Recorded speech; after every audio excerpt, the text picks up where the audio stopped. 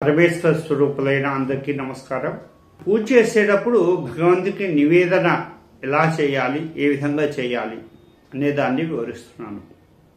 చాలామంది నివేదన సమయానికి వచ్చి నివేదన సమయంలో మనం ఎక్కడైతే నివేదన పెడతామో అక్కడ శుచిగా శుభ్రంగా ఒక బట్టతో తుడిచి అక్కడ పసుపుతో కానీ బియ్యపిండితో కానీ ముగ్గు వేసి మనము చేసినటువంటి ఒక పదార్థం ఏదైతే ఉందో దాన్ని ఆ ముగ్గు మీద పెట్టి కొద్దిగా నీరు చల్లి ఎడమ చేతి నుంచి కుడి చేతులకి ఒక చుక్క నీరు చల్లి ఆ యొక్క మనం పెట్టినటువంటి యొక్క ప్రసాదం ఏదైతే ఉందో దాని మీద నీరు చల్లి ఒకసారి చుట్టూ తిప్పి ఆ తర్వాత మన ఎడమ చేతిని కుడి చేతికి ఆనించుకొని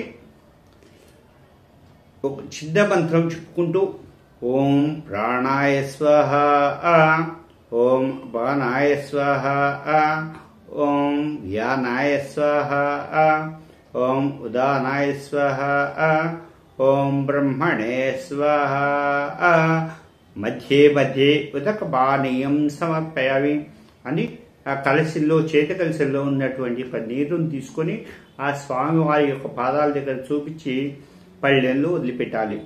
అలా 5 మార్లు చేయి. మధ్యే మధ్యే ఉదకపానీయం సమర్పయామి, పూర్వాపోషణం సమర్పయామి, ఉత్తరాపోషణం సమర్పయామి, హస్తౌ ప్రక్షాళయామి.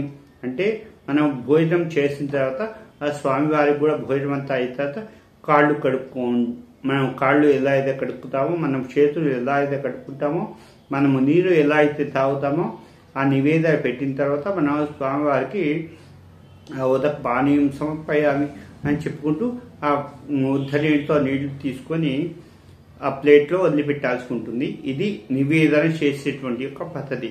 కానీ చాలా మంది చేసే తప్పులు ఏంటంటే ఇట్లా 2 చేతులతో నివేదన చేస్తుంటారు.